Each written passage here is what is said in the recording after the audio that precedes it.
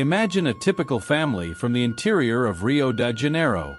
Marcus and Emma, married for over 15 years, have always dreamed of providing a better life for their children, Pedro, 13, and Laura, 9. With a small beach store in a seaside town, they worked hard every day to pay the bills and, if possible, save a little money for the future. But the reality was harsh. Sales fell, debts began to pile up, and the dream of a promising future for their children seemed increasingly out of reach. Until one day, Marcus received a visit from an old friend, João, who had emigrated to the United States years before and had returned to visit his family in Brazil. João told stories of how his life had changed for the better. Jobs that paid in dollars, a comfortable car, and opportunities for his children to study at good schools.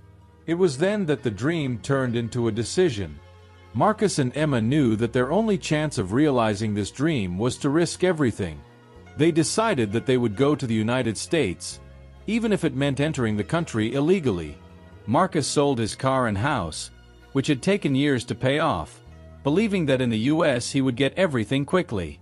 Anna would stay at her parents' house for a while, despite their disapproval. "Emma, my daughter, you're making a big mistake. Going to a country with a different language, where foreigners don't always understand you." Marcus knew it wouldn't be easy. Entering the country without proper documentation required careful planning and, most importantly, courage. They decided that he would go first, alone, using a tourist visa to prepare the ground. This way, he could rent a house, buy a car, and save enough money to bring Emma and the children later.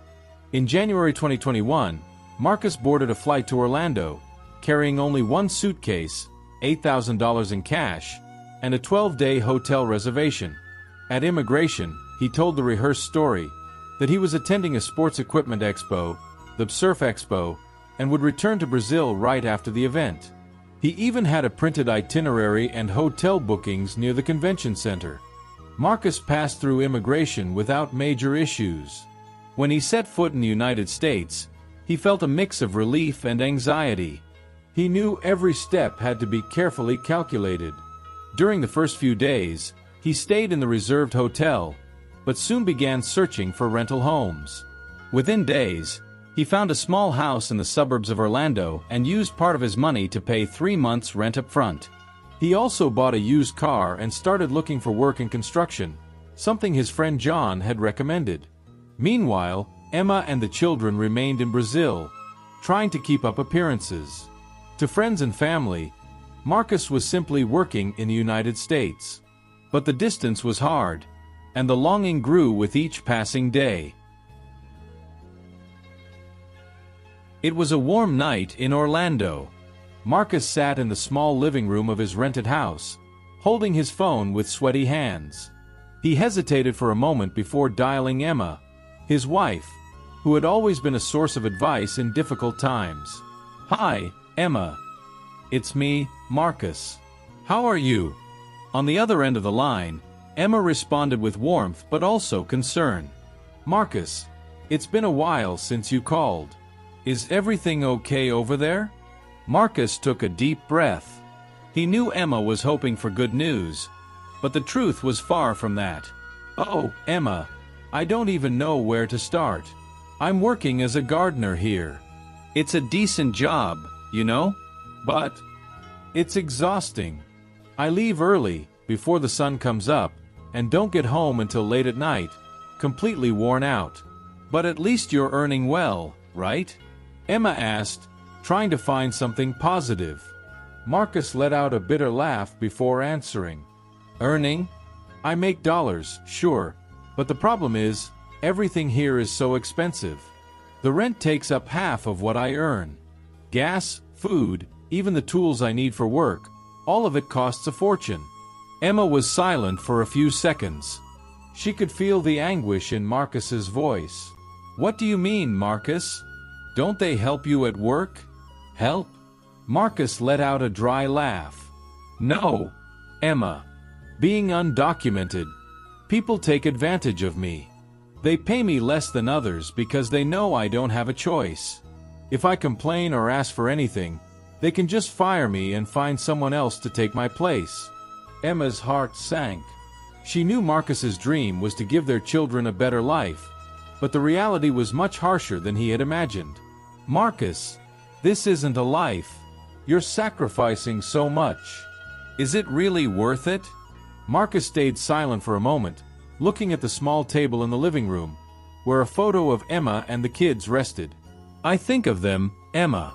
Every time I'm tired or mistreated, I remind myself that all of this is for Pedro and Laura's future.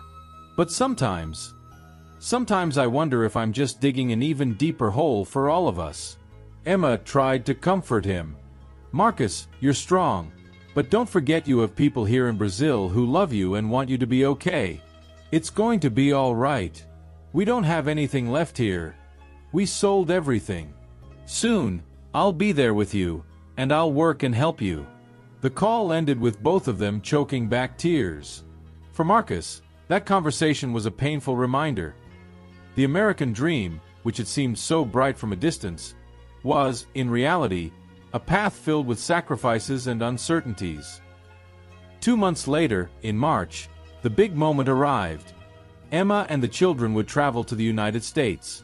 They planned to enter with tourist visas, using the same strategy Marcus had employed: a convincing story and seemingly proper documentation. Emma prepared meticulously.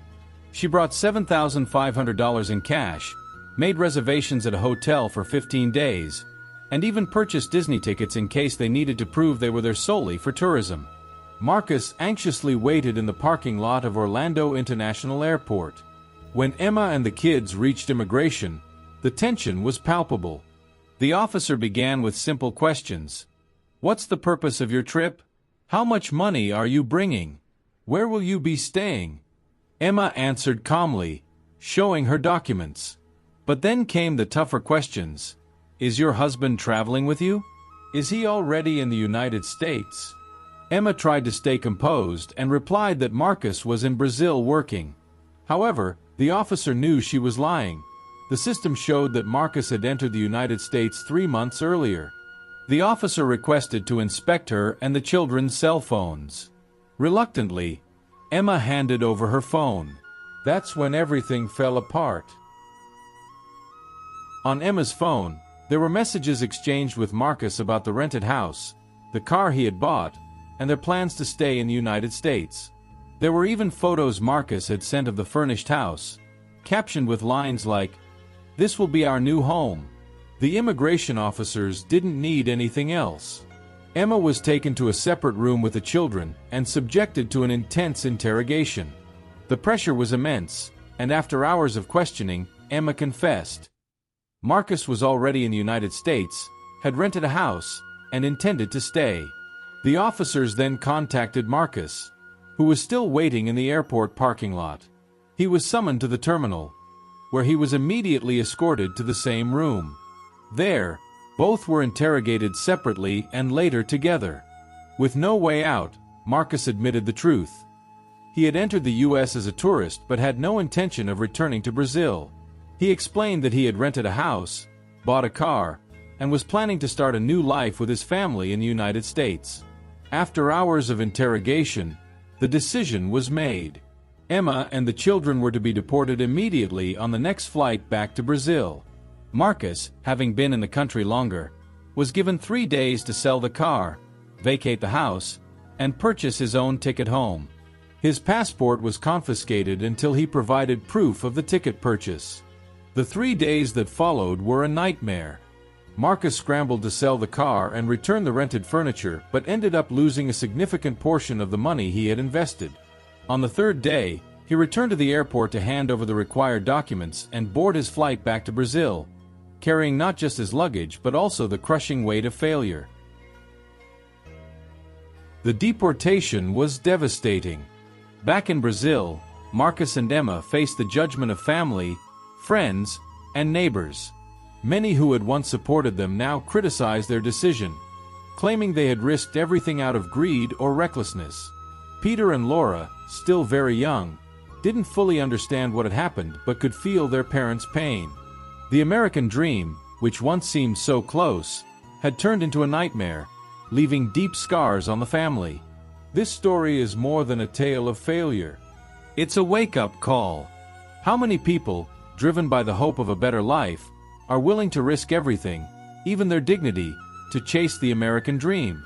The truth is, entering a country illegally is an enormous risk. It's not just about deceiving authorities. It's about putting your life and your family's lives on the line in a dangerous gamble. Marcus and Emma learned this the hard way. If you or someone you know is considering taking a similar path, think carefully. There are legal and safe alternatives, even if they are more time-consuming and demanding. The dream of a better life should not be built on a foundation of lies and risks, but on planning, hard work, and respect for the laws. After all, how can you teach your children the values of honesty and effort if the first step toward your dream is based on deceit? If you enjoyed this story, leave a comment and subscribe to the channel.